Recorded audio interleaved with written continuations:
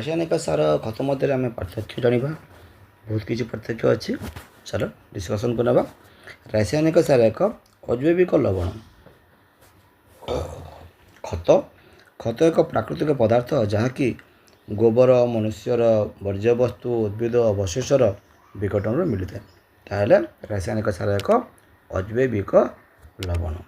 रासायनिक सार कारखाना प्रस्तुत हुए किंतु खत जमी रे प्रस्तुत हुए। रासायनिक सार मृत्तिका को कौन ह्यूमस दे न था। खत मृत्तिका को प्रचुर परिमाण ह्यूमस जोगाई था। रासायनिक सार उद्भिद पोषक। रासायनिक सार एक उद्भिद पोषक तथा जैवक्षारजान फस्फरस एवं पोटासियम आदि पोषक परिपूर्ण होता है किंतु खतरे उद्भिद पोषक अपेक्षाकृत कम परिमाण रे था। तो खतरे पोषक कम परिमाण रे था, रासायनिक सार रे पोषक बेसी परिमाण रे था। सब पोषक ही था, से ह्यूमस न था, इधर ह्यूमस था। से कारखाना प्रस्तुत हुए, यहाँ जमी रे प्रस्तुत हुए। से अजैविक लवण यह एक जैविक पदार्थर अवशेष जिनस गुड़ाक जहाँकि मनुष्यर वर्ज्यवस्तु उद्भिदर अवशेष विघटन ही मिलता है। तो भलकर बुझीपार रासायनिक सार आउ खत मध्य पार्थक्य। खतर उपकारिता। खत रासायनिक सार ठारू उन्नत कारण यह मृत्तिकार जलधारण क्षमता वृद्धि करे। ओके, यह मृत्तिका को छिद्रयुक्त करे, फल गैस विनिमय सहज हुए। यह उपकारी अणुजीवों वंश वृद्धि कराए। यह मृत्तिकार गठन उन्नत करे। तो ये इम्पोर्टाट खतर उपकारिता। ओके, फसल पर्याय। फसल पर्याय द्वारा मध्य मृत्तिकार पोषक पदार्थ परिपूर्ण हुए। यह गोटे जमी रे फसल बदलाई चाष करने द्वारा संभव हुए। पूर्व काल रे उत्तर भारतर कृषक माने गोटे ऋतुरे डाली जातीय फसल चाष करुले एवं अन्य ऋतुरे गहम चाष करुले। एथिरे बहुत बढ़िया हुए। यह जमी रे जैवक्षारजान अभाव को भरणा करता है। ए प्रकार हेले जमी रे जैवक्षारजान अभाव को से भरणा करता है। यह पद्धति चालू रखापी एवं कृषक मान को प्रोत्साहित करा जाउछि। तो कंटिन्यू गोटे चाष न करी आम से बदलैबा दरकार। पूर्व श्रेणी रे तुम्हें राइजोबियम जीवाणु बा बैक्टीरिया विषय रे पढ़िबो। यह शिंब मटर आदि चुई जातीय उद्भिदर चेर ग्रंथिका बा गंठी थाए। कौन थाए? चुई जातीय उद्भिदर चेर ग्रंथिका बा गंठी थाए। तुम देखी से बादाम गच भितर बादाम सागर गोटे गोटे गंठी गंठी हो दुटा थाए। सेटा बीजाणु बा बैक्टीरिया थाए, राइजोबियम। से माने वायुमंडलीय जैवक्षारजान विबंधन करते। वायुमंडल जैवक्षारजान आनी माटी विबंधित करते। से माटी मिसवा फल माटी उद्भिद जैवक्षारजान ग्रहण करें। से डायरेक्ट जैवक्षारजान वायुमंडल ग्रहण कर न थाए। जलसेचन। बंचापी प्रत्येक जीव जल आवश्यक करे। बंचापी समस्त हमको जलर आवश्यकता रही। फूल फल एवं मंजीर समुचित वृद्धि और विकास पाई जल आवश्यक। चेर द्वारा जल अवशोषित हुए। जल सहित खनिज लवण और रासायनिक सार मध्य अवशोषित हुए। उद्भिद देहरे 90 भाग जल रही। उद्भिद देहरे केते भाग जल अच्छी? 90 भाग जल अच्छी। तो चेर कौन करे? अवशोषण करता है जल को। जल द्वारा मंजी गजा हुए। पोषक पदार्थ जल रे द्रवीभूत हुई उद्भिदर प्रत्येक अंश रे पहुँचे। जल फसल को उभय हिमपात एवं उत्तप्त वायुमंडल रक्षा करे। सुस्थ फसल वृद्धि पाई जमीर आर्द्रता रक्षा करने आवश्यक। यह नियमित जलसेचन द्वारा संभव। तो जल बहु मात्रा आमको इम्पोर्टाट करता है। उद्भिद पाई जल गोटे जीवन परि कार्य करता है। आम प्राणी पाई जल जमी जीवन, उद्भिद पाई मध्य जल महाजीवन। निर्दिष्ट समय व्यवधान रे फसल को आवश्यक जल जोगाई देवा को जलसेचन कहुए। जलसेचन क्या कहुए? निर्दिष्ट समय व्यवधान रे फसल को आवश्यक ଆବଶ୍ୟକ ଜଳ ଯୋଗାଇ ଦେବାକୁ ଜଳସେଚନ କୁହାଯାଏ। ନିର୍ଦ୍ଦିଷ୍ଟ ସମୟ ବ୍ୟବଧାନର ତା ଅର୍ଥ ଯେତେବେଳେ ଯେଉଁ ଫସଲ ଆମେ କରୁଛେ ଯେଉଁ ସମୟରେ ଜଳ ଦରକାର ସେତେବେଳେ ଯଦି ଆମେ ଜଳ ଯୋଗାଇ ଦେଲା ତାକୁ ଜଳସେଚନ କୁହାଯାଏ। ଫସଲ ମୃତ୍ତିକା ଓ ଋତୁ ଅନୁଯାୟୀ ଜଳସେଚନର ସମୟ ଓ ମାତ୍ରା ପରିବର୍ତ୍ତିତ ହୋଇଥାଏ। ଖରାଦିନେ ଜଳସେଚନ ମାତ୍ରା ଅଧିକ ହୁଏ। କେବେ? ଖରାଦିନରେ ଜଳସେଚନ ମାତ୍ରା ଅଧିକ ହୋଇଥାଏ। ବର୍ଷା କିମ୍ବା ଶୀତ ଋତୁ ଅପେକ୍ଷା ଆମକୁ ଖରାଦିନ ଜଳ ବେଶୀ ପରିମାଣରେ ଅବଶୋଷିତ ହୋଇଥିବା ଯୋଗୁଁ ମାଟିରେ ସେଥିରେ ଫସଲକୁ ମଧ୍ୟ ଅଧିକ ଦରକାର ପଡ଼ିଥାଏ।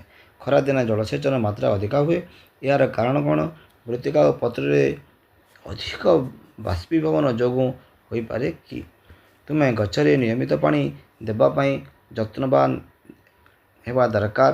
ଗଛରେ ପାଣି ନଦେଲେ ଗଛ ଶୁଖିଯାଏ, ମରିଯାଏ। ଜଳସେଚନର ଉତ୍ସ। ଜଳସେଚନ କେଉଁଠୁ ପାଉଥାଉ? ଜଳସେଚନର ଉତ୍ସ ଗୁଡ଼ିକ ହେଉଛି କୂପ, ନଳକୂପ, ପୋଖରୀ, ହ୍ରଦ, ନଦୀ, ଜଳଭଣ୍ଡାର ଏବଂ କେନାଲ। ପାରମ୍ପରିକ ଜଳ ଏଇଟା ଟିକେ ଇମ୍ପୋର୍ଟାଣ୍ଟ ଏଠି ଦେଖିଥିବ। ଓକେ, ତ ଆମେ ଜଳର ଉତ୍ସ ଗୁଡ଼ାକ କୂପରୁ ପାଇଥାଉ, ନଳକୂପରୁ ପାଇଥାଉ, ପୋଖରୀ ପାଇଥାଉ, ହ୍ରଦରୁ, ନଦୀରୁ, କେନାଲରୁ, ଜଳଭଣ୍ଡାରରୁ ବିଭିନ୍ନ ଆମେ ପ୍ରକ୍ରିୟାରେ ଆମେ ପାଣିକୁ ବା ଜଳକୁ ଆମେ ପାଇଥାଉ। ପାରମ୍ପରିକ ଜଳସେଚନ ପଦ୍ଧତି। ପୁରାତନ ପଦ୍ଧତିରେ କୂପ, ନଦୀ ନାଳରୁ ବିଭିନ୍ନ ଉପାୟରେ ମଣିଷ ଓ ଗୃହପାଳିତ ପଶୁମାନଙ୍କ ସାହାଯ୍ୟରେ ଶସ୍ତାରେ ଜଳସେଚନ ହେଉଥିଲା।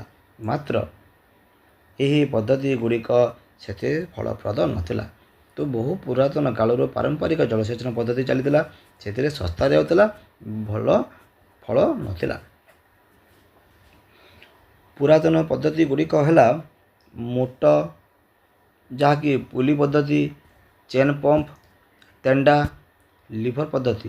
ଏ ପ୍ରକାର ପଦ୍ଧତିମାନଙ୍କୁ ପୁରାତନ ପଦ୍ଧତି କୁହାଯାଏ। ଏହି ଆକାରରେ ସେମାନେ ଜଳସେଚିତ କରୁଥିଲେ ଶସ୍ୟ ଉତ୍ପାଦନ ସମୟରେ। ଡିଜେଲ, ଜୈବ ଗ୍ୟାସ, ବିଦ୍ୟୁତ୍ ଶକ୍ତି, ସୌରଶକ୍ତି ଚାଳିତ ପମ୍ପ ସେଟ୍ ଜଳ ଉଠାଇବାରେ ସାହାଯ୍ୟ କରେ। ଆଧୁନିକ ଜଳସେଚନ ପଦ୍ଧତି। ଆଧୁନିକ ଜଳସେଚନ ପଦ୍ଧତିରେ କମ୍ ଜଳ ବ୍ୟବହାର ହୁଏ। ମୁଖ୍ୟ ପଦ୍ଧତି ଗୁଡ଼ିକ ହେଲା ସ୍ପ୍ରିଙ୍କଲର ପଦ୍ଧତି, ବୁନ୍ଦା ପଦ୍ଧତି, ଯାହାକି ବୁନ୍ଦା ବୁନ୍ଦା ହୋଇକରି ସେ ପାଣି ସପ୍ଲାଇ କରିଥାଏ। ସ୍ପ୍ରିଙ୍କଲର ପଦ୍ଧତି ବା ଛିଞ୍ଚା ପଦ୍ଧତି। ପର୍ଯ୍ୟାପ୍ତ ଜଳ ପାଉନଥିବା ଅସମତଳ ସ୍ଥାନରେ ଏହି ପଦ୍ଧତିରେ ଜଳସେଚନ କରାଯାଏ। କେଉଁଠାରେ ପର୍ଯ୍ୟାପ୍ତ ଜଳ ପାଉନଥିବା ଅସମତଳ ସ୍ଥାନରେ ଏହି ପଦ୍ଧତିରେ ଜଳସେଚନ କରାଯାଇଥାଏ। ସ୍ପ୍ରିଙ୍କଲ ପଦ୍ଧତି ସବୁ ଜାଗାରେ ନୁହଁ। ଯେଉଁ ଜାଗାରେ ଅସମତଳ ଥିବ ଆଉ ଯଦି ଜଳର ଠିକ୍ ପରିମାଣରେ ସପ୍ଲାଏ ହେଉନଥିବ ସେ ଜାଗାରେ ଆମେ ଏହି ପ୍ରକାର ଛିଞ୍ଚା ପଦ୍ଧତି ଅବଲମ୍ବନ କରିପାରିବା। ଲମ୍ବା ପାଇପ୍ରେ ନିର୍ଦ୍ଦିଷ୍ଟ ବ୍ୟବଧାନରେ ଘୂର୍ଣ୍ଣାୟମାନ ନୋଜଲ ଖଞ୍ଜା ଯାଇଥାଏ। ପମ୍ପ ସାହାଯ୍ୟରେ ଜଳ ମୁଖ୍ୟ ପାଇପ୍ ଦେଇ ଗତି କରିବା ସମୟରେ ଘୂର୍ଣ୍ଣାୟମାନ ନୋଜଲ ଦ୍ୱାରା ବର୍ଷା ହେବା ଭଳି ଛିଞ୍ଚାଡ଼ି ହୋଇ ପଡ଼େ। ଦେଖ ଚିତ୍ରରେ ବାଲିଆ ଜମି ପାଇଁ ଏହି ପଦ୍ଧତି ଏକାନ୍ତ ଆବଶ୍ୟକ। କେଉଁ ପାଇଁ? ବାଲିଆ ଜମି ପାଇଁ ବେଶୀ ଆବଶ୍ୟକ। ଦେଖ ଏମିତି ୱାଟର ଯାଉଛି, ଏଠି ଆସି ସିଞ୍ଚନ ହେଉଛି। ତ ବୁନ୍ଦା ପଦ୍ଧତି। ଏହି ପଦ୍ଧତିରେ ଜଳ ବିନ୍ଦୁ ବିନ୍ଦୁ ହୋଇ ଉଦ୍ଭିଦ ମୂଳରେ ପଡ଼ିଥାଏ। ତ ବୁନ୍ଦା ପଦ୍ଧତିରେ ବୁନ୍ଦା ବୁନ୍ଦା ହେଇକରି ପଡ଼ିଥାଏ, ସେଥିପାଇଁ ତାକୁ ବୁନ୍ଦା ପଦ୍ଧତି କୁହାଯାଏ। କେଉଁଠି? ଉଦ୍ଭିଦର ମୂଳରେ ପଡ଼ିଥାଏ। ଏଣୁ ଏହାକୁ ବୁନ୍ଦା ବା ଡ୍ରିପ୍ ଜଳସେଚନ ପଦ୍ଧତି କୁହାଯାଏ। ତ ଫଳ ଗଛ, ବଗିଚା ଓ ଅନ୍ୟ ଗଛ ମୂଳରେ ଜଳସେଚନ ପାଇଁ ଏହା ଏକ ଉତ୍କୃଷ୍ଟ ପଦ୍ଧତି। ଏଥିରେ ଜଳ ଆଦୌ ନଷ୍ଟ ହୋଇନଥାଏ। ଏଥିରେ ଜଳ ନଷ୍ଟ ହେବାର କାରଣ ହିଁ ନାହିଁ। ଜଳ ଅଭାବ ଥିବା ଅଞ୍ଚଳରେ ଏହି ପଦ୍ଧତି ବେଶ ଉପାୟ। ଯେଉଁ ଅଞ୍ଚଳରେ ଜଳର ଅଭାବ ଥାଏ ସେ ଅଞ୍ଚଳରେ ଏ ପ୍ରକାର ପଦ୍ଧତି ଅବଲମ୍ବନ କରାଯାଏ। ଦେଖିନିଅ ବୁନ୍ଦା ଜଳ ସେଚନ କେମିତି ବୁନ୍ଦା ବୁନ୍ଦା ହେଇକରି ଗଛ ମୂଳରେ। ତୃଣକ ଦମନ। ପିଲାମାନେ ତୁମେ ଦେଖିଥିବ ଧାନ କିମ୍ବା ଗହମ ଫସଲରେ ଅନ୍ୟ କେତେକ ଉଦ୍ଭିଦ ବଢ଼ିଥାଏ। ଏହି ଜଳ ଉଦ୍ଭିଦ ଗୁଡ଼ିକୁ କିଛି ଉଦ୍ଦେଶ୍ୟ ରଖି ଲଗାଯାଇଥାଏ କି? ନା, ଜମିରେ ଫସଲ ସହିତ କେତେକ ଅନାବଶ୍ୟକ ଉଦ୍ଭିଦ ଆପେ ଆପେ ବଢ଼ିଥାଏ।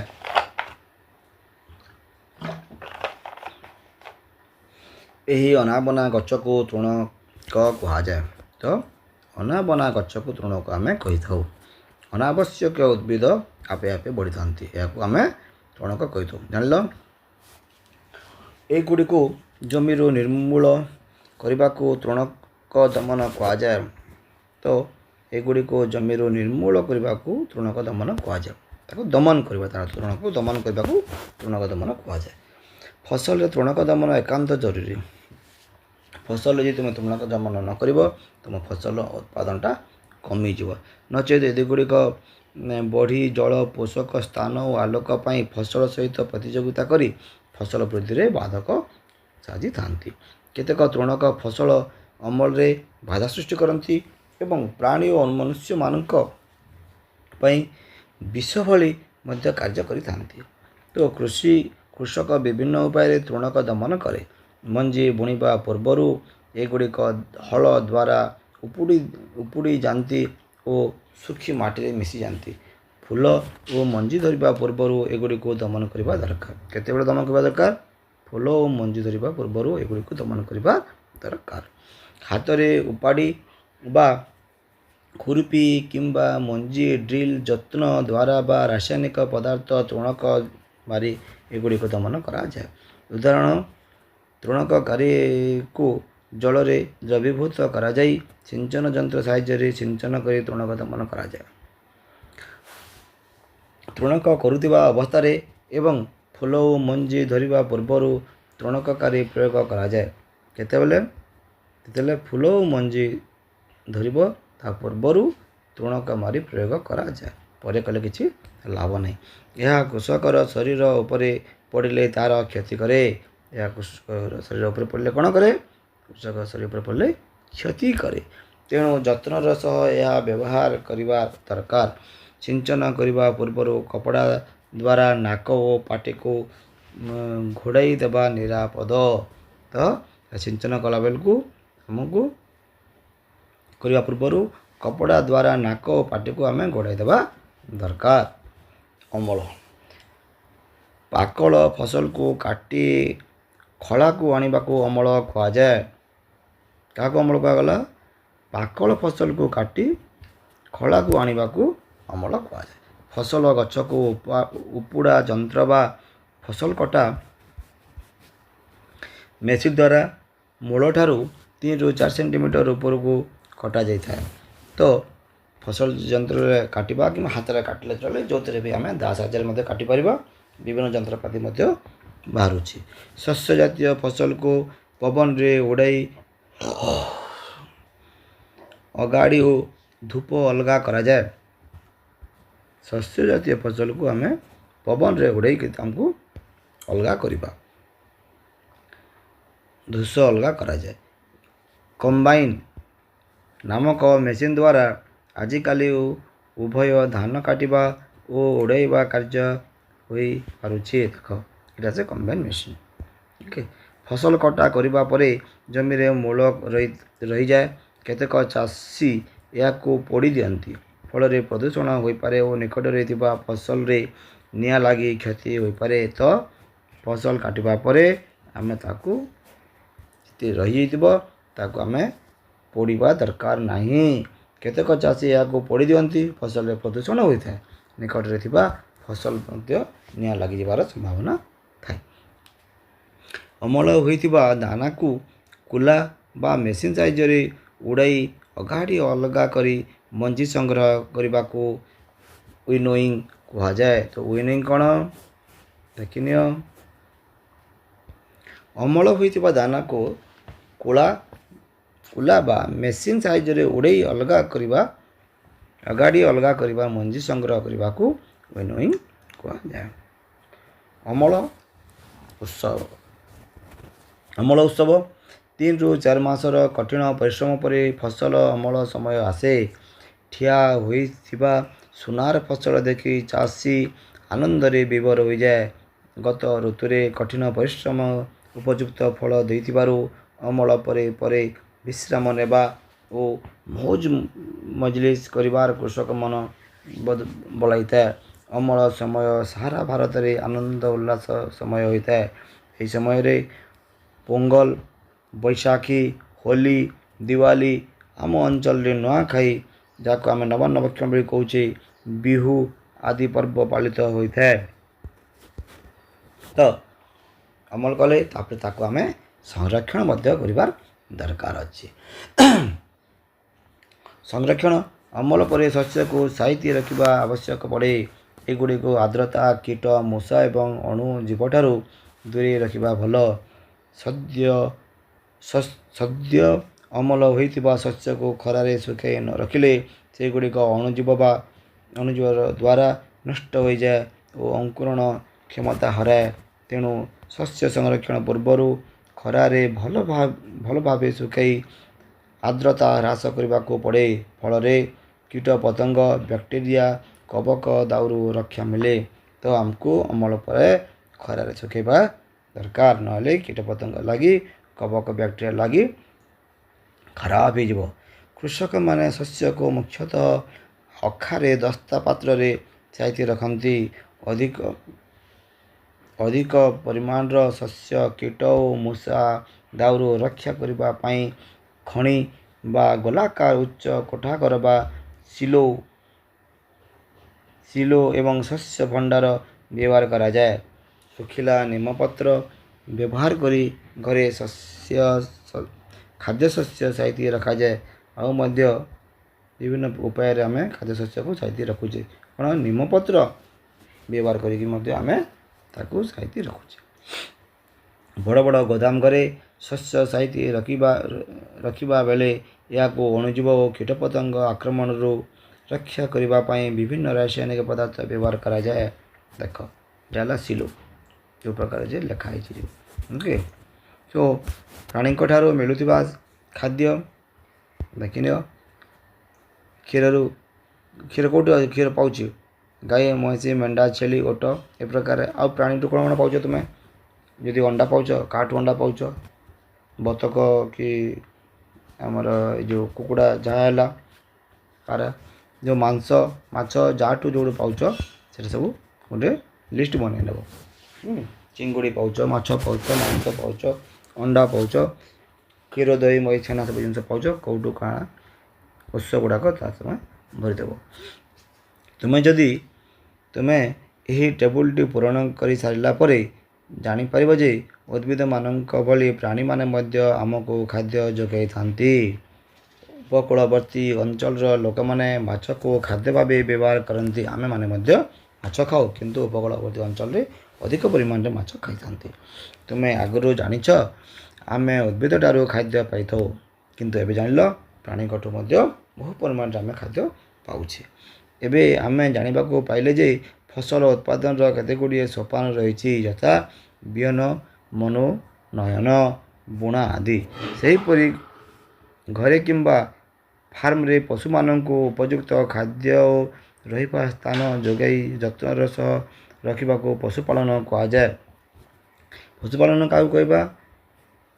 ଦେଖ, ପଶୁପାଳନ ହେଲା ସେହିପରି ଘରେ କିମ୍ବା ଫାର୍ମରେ ପଶୁମାନଙ୍କୁ ଉପଯୁକ୍ତ ଖାଦ୍ୟ ଓ ରହିବା ସ୍ଥାନ ଯୋଗାଇ ଯତ୍ନର ସହିତ ରଖିବାକୁ ପଶୁପାଳନ କୁହାଯାଏ। ମାଛ ମାଂସ ପାଇଁ ଭଲ, ମାଛ ସ୍ୱାସ୍ଥ୍ୟ ପାଇଁ ବହୁତ ଭଲ, ମାଂସ ମଧ୍ୟ ସ୍ୱାସ୍ଥ୍ୟ ପାଇଁ ବହୁତ ଭଲ। ଆମେ ମାଛରୁ କଡ୍ ଲିଭର ତେଲ ମଧ୍ୟ ପାଇଥାଉ। ଏହା ଭିଟାମିନ୍ ଡିରେ ପରିପୂର୍ଣ୍ଣ। ତ ଆମର ପ୍ରଥମ ପାଠଟି ଯାହା ଥିଲା ଶସ୍ୟ ଉତ୍ପାଦନ ଓ ପରିଚାଳନା ସରିଯାଇଛି। ତ ନେକ୍ସଟ ପାର୍ଟରେ ଆମେ ଏହାର କ୍ୱେଶ୍ଚନ୍ ଆନ୍ସର୍ ଦେଖିପାରିବା। Thank you. ଜୟ ଜଗନ୍ନାଥ। କଣ୍ଟିନ୍ୟୁ ଦେଖିବ। ଯାହାକୁ ମୁଁ ଲାଲ ଅଣ୍ଡରଲାଇନ୍ କରିଥିଲି ତାହାକୁ ଟିକେ ବିଶେଷ ଆକାରରେ ଧ୍ୟାନ ଦେବ। ତା ଅବଜେକ୍ଟିଭରେ ବହୁ ମାତ୍ରାରେ ତାହା ସମ୍ଭାବ୍ୟ କ୍ୱେଶ୍ଚନ୍ ଆକାରରେ ଆସିପାରେ। Thank you.